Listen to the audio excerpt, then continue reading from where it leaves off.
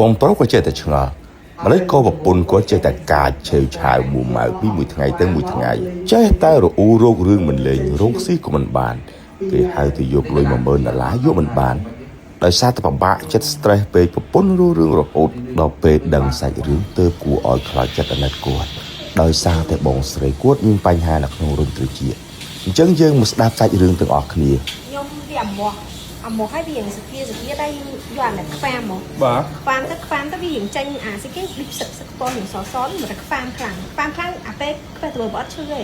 ដល់ចាប់ផ្ដើមស្អែកឡើងចាប់ផ្ដើមឈឺយកហ្មងឈឺហើយវាទឹកស្អុយមកដល់ពេលចូលថ្ងៃទី2វាទៅខ្ទុះមកហ្មងឈឺខ្លាំងព្រោះមេបានហ្មងហើយងើបអង្គុយក៏បានវាទៅវិលហើយឈឺខ្លាំងមួយថ្ងៃហើយវាចូល3ថ្ងៃថ្ងៃ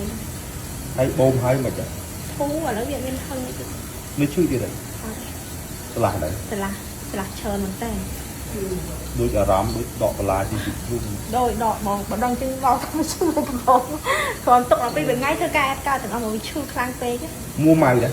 មួម៉ៅហ្មងធ្វើអត់កើតងប់ព្រលឹមឡើងគូស្មុកមួយតិចហ្នឹងហ្មងដឹងតែយកអីមកក្រោកតិចហ្នឹងកុំឲ្យទទួលស្ដាប់អីទេទទួលស្ដាប់ទៅវាចិត្តតែឈឺកាជាងមុនហ្នឹងនៅឥឡូវលេងឈឺដែរបញ្ហាត្រចៀកគឺជាកន្លែងតូចមួយនៅក្នុងខ្លួនរបស់យើងទេ